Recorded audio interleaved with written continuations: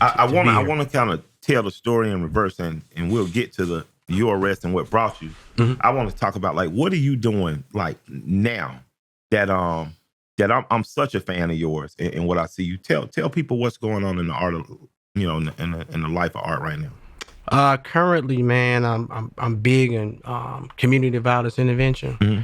which it's an ecosystem, man. That pretty much we try to work with high risk individuals to stop the shootings, retaliations, further injury, and killings.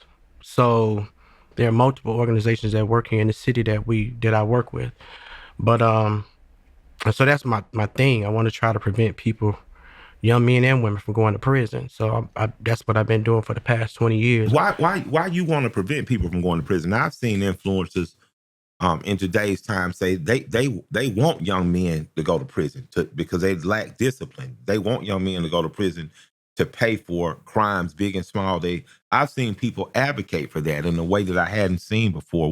What's prison for people who are advocating for young men, especially our community, to go to prison? What's prison like that we're advocating for people in? But first off, they don't know what's going on in the prison system. Talk to me. For them to say that. You have multiple men being killed daily with these wars that's going on with gangs in prisons. That wasn't as bad when I was in prison as it is now. Yeah. I mean, it was more about what city you from. And so my reputation from the street followed me to prison. So it was my gift and my curse, right? So all my homeboys from Atlanta, everybody from Atlanta, so even my rivals, we came together because it was everybody against Atlanta. Mm-hmm. Savannah, Augusta, Columbus. You have multiple cities that would click up to fight Atlanta. You know what I'm saying? You can go to a prison, it could be with 1,200 people, 800 might be from Savannah. Gotcha. So everybody from Atlanta got to come together. Yeah. So we put our differences to a side and focus on surviving, going home. Yeah.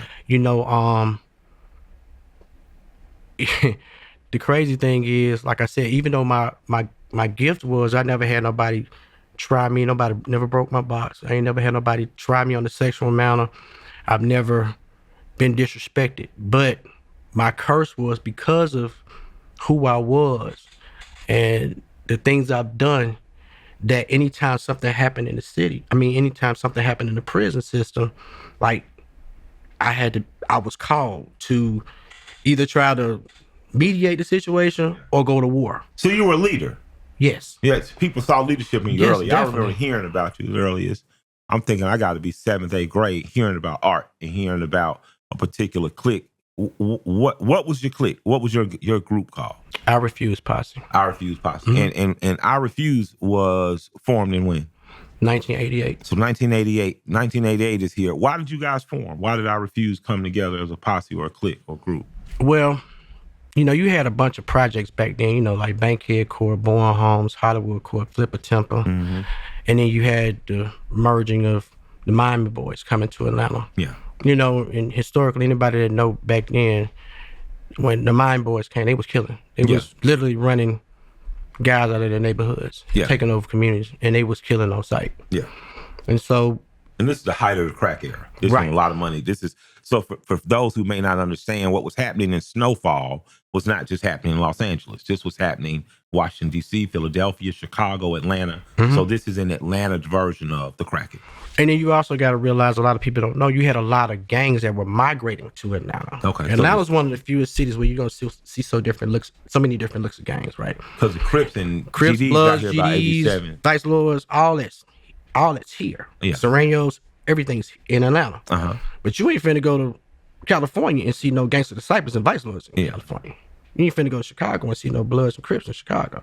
Atlanta's kind of like, if you black, you welcome. You'll figure out a way. You know what I'm saying? Exactly. So we had all that going on. And so, the setup of Martin Luther King and Adamsville. Yeah. You got all these different apartments on the street. Yeah. So we basically came together to prevent, we would, you had guys from Bankhead trying to come over there and sell dope. Yeah. The Miami Boys. So we basically came together and locked the area down and said, no, ain't nobody, no outsiders coming from over here. So all the apartments on Martin Luther King essentially created a truce and a treaty of sorts. Yes. Pardon me one second. When you say Martin Luther King, Adamsville, are those sections or those streets?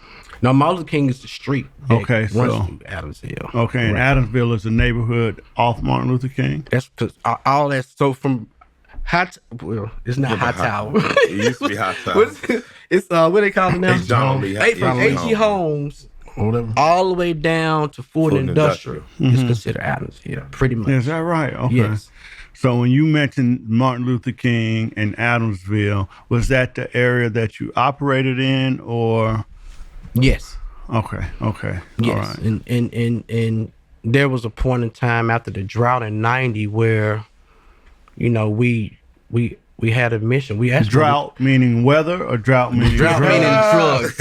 Right. All right. There's a drought of drugs. Damn. So we Cocaine. Yeah, Catching the exactly. sound off there. Okay.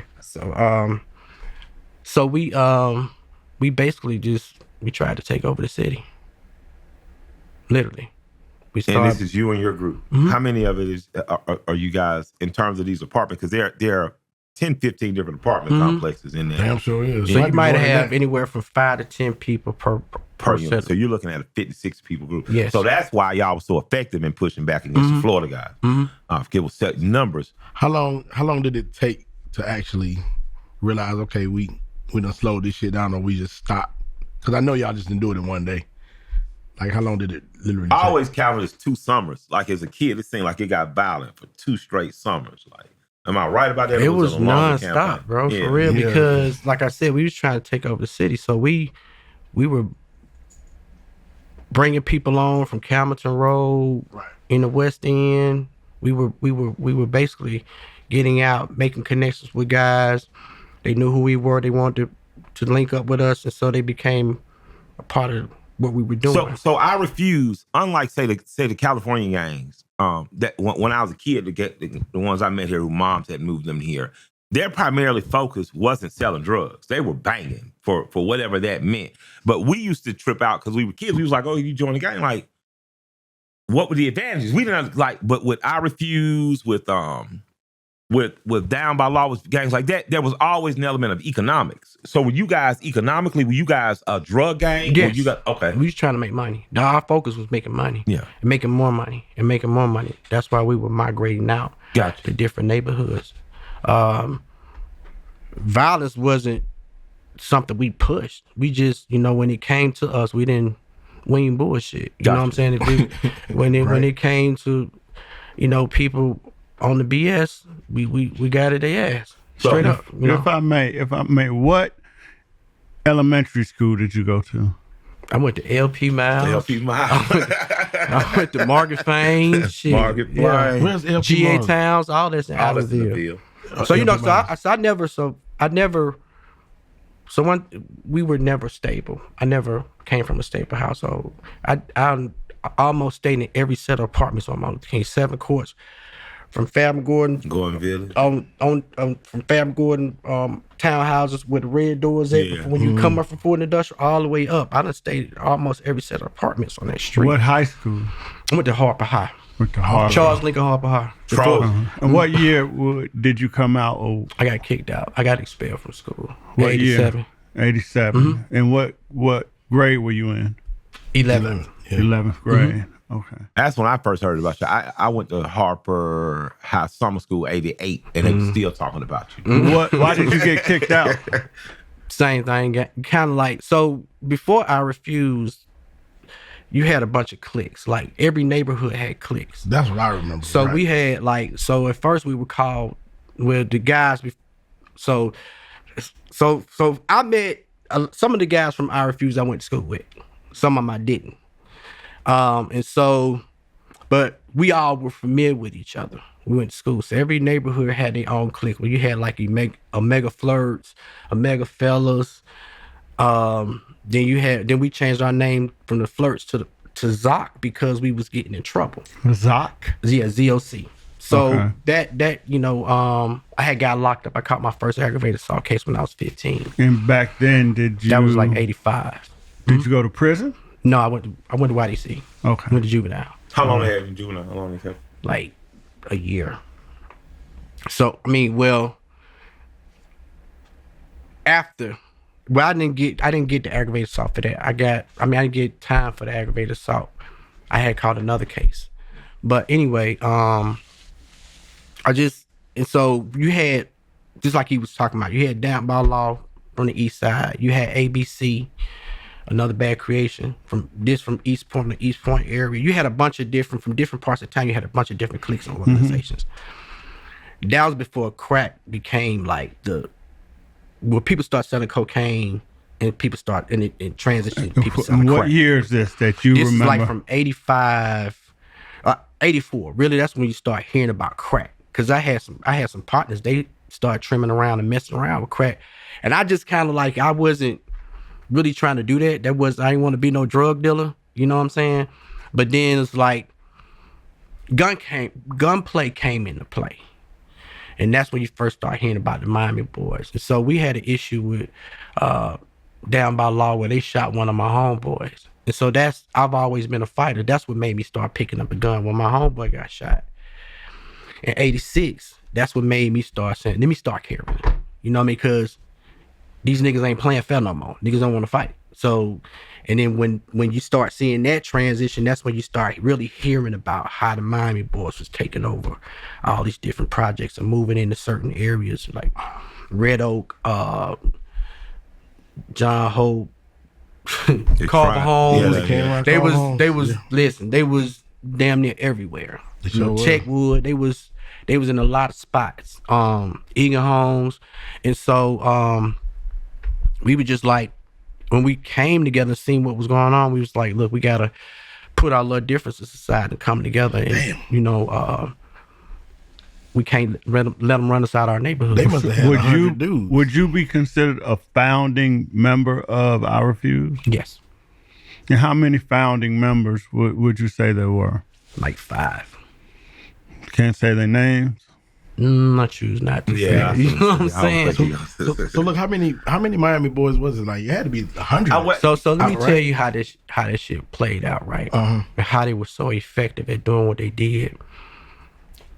They would come up here in crews of 5, maybe 10, and they'll kill your cousin and your homeboy and that little group going back to Miami, and they're gonna bring a whole new crew of niggas up. They rotated them out. Instilling fear. Damn. Yeah, and then it became an issue of you can't get no straightening. Like, you got to take it out on this next crew that just came up here. Wow. So you could never retaliate against the person not the actual person. Not the actual person that did it. Because once they done body somebody, they getting the hell on. They going back home.